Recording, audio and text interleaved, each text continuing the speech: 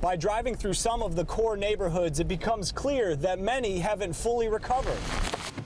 The devastation displaced more than 18,000 people. And as you can see by all these empty lots where homes once stood, many decided to never come back. When my story's about an army of zombies, somehow I feel like I'm an easy target. Sorry guys, do I need a press pass or what? If you're looking for brains, I don't have any brains. Hitting Iowa's snowy trails can certainly be a lot of fun, but there's also risks. So riders do everything they can to stay safe. You can see not much is left of that home, just really a hole in the ground. But there is one building left standing, and it might not look like much, but neighbors here say it really is worth saving. I have the latest update from Evansdale Police right here, and it says that local, state, and federal law enforcement are still vigorously searching for Elizabeth Collins and Lyric Cook. Behind me here you can see orange paint on the roadway where investigators marked evidence. Other evidence is still here, like these shell casings that came from the weapon that opened fire on Evans early this morning. Despite the dry conditions and poor harvest, farmers like John have actually seen the value of their property increase throughout the drought. Because classmates share more than the knowledge inside books. They share culture, language, and ideas.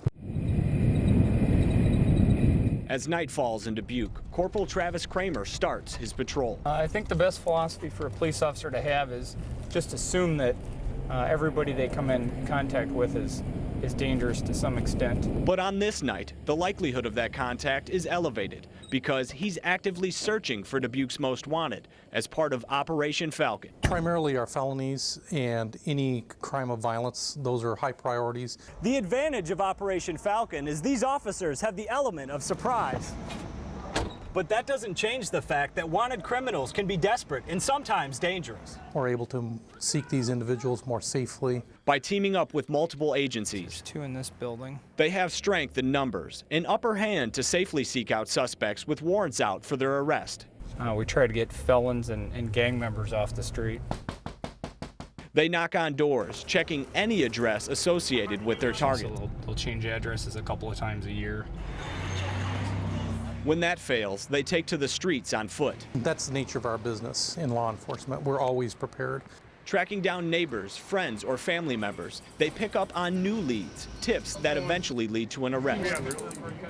But with hundreds of wanted criminals still on the loose, they know there's still work to be done before the streets here are safe. So we may not catch them tonight, for example, but later on they'll turn themselves in because they know we're out and we're looking for them. In Dubuque, David Scanlon, CBS 2 News. Tiffany, I haven't played on hay bales in years, and besides being a lot of fun, they're also a valuable resource for farmers, and that resource, just like so many during a drought, could be running out.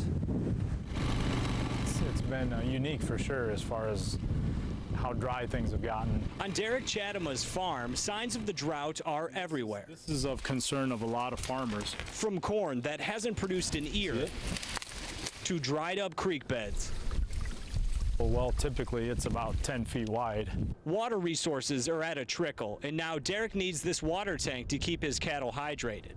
The food source is also withering away. And it's just not growing. It's gone into kind of a dormant state because it is so dry. Grazing has been so poor, Derek has been feeding hay for more than a month, something he typically doesn't even start doing until this time of year.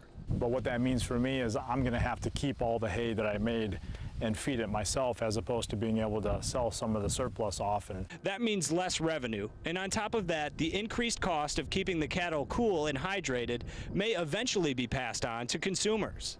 In a couple more months, we'll find out the true story of how widely we are affected here. The best thing that can happen is that we get rain. And you can see things are pretty dry and crispy here, and we've heard a lot of comparisons to the drought in 1988. And Derek said the one saving grace about that year was that we did eventually get rain in August. So if this August ends up being dry, he says this year could very well be just as bad as '88 or even worse. Covering the corridor in Johnson County, David Scanlon, CBS 2 News. A memorial, I think, to American know-how and determination. She served in so many ways. The mighty new battleship Iowa has now joined the United States Navy in active duty. Most of her World War II effort was escorting aircraft carriers. 70 years later, the USS Iowa serves still. And it's also going to be a ship of education. Her next mission, sharing stories, moments that altered the tides of history. considered by many the best all-around warship ever constructed. From its Pacific campaign in World War II to shelling beachheads in the Korean War, a symbol of strength during the unsettling times in the Cold War. They were the decisive factor for a nation that had sea power. A storied past John Wolfenbarger is part of. Every one of these pumps had to be at full capacity. He manned this exact station during World War II, and when General Douglas MacArthur accepted the Japanese surrender in Tokyo Bay, he was still aboard the Iowa, seen here, not far off in the distance. Every time I seen Iowa, the name Iowa, I thought of my ship. Now he's enlisting others to help save his ship, along with Dave Way, the Iowa's curator. But you can get an idea of the immense size of the ship. Together they lead tours, each offering valuable insight. We'd see him go through the Chalan the second time. Few are left like John, veterans with a personal connection with the ship. Each one of the anchors are 31,500 pounds. Dave holds an encyclopedic knowledge of the ship's inner workings and what makes her the most powerful battleship ever to set sail. Just to give you an example of the power of Iowa, her guns here could shoot a shell that weighs as much as a car over 20 miles. I knew this ship would never be sunk out there. I wasn't afraid of that at all. Well, now this ship's 70 years old, and she reflects a bygone era that a lot of people, now will be able to actually stand next to. The Iowa stay here in Port Richmond is only temporary. Her final home as a floating museum will be in Los Angeles, but before she can shove off, they have a lot of work to do.